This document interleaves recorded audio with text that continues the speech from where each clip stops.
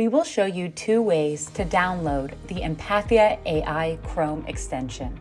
The Empathia AI extension allows you to record the encounter.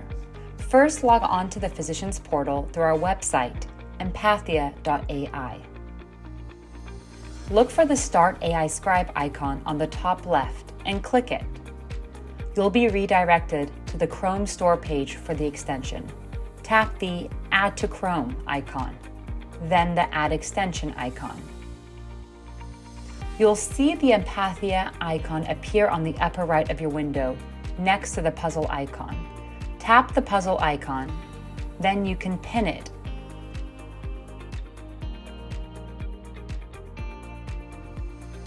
Then tap on the Empathia blue heart icon and you can log in with your user credentials.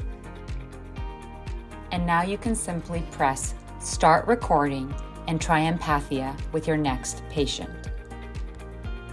Another way to install the Chrome extension is to search for Empathia AI Chrome extension on google.com. Then tap Add to Chrome and follow the same steps we just went through.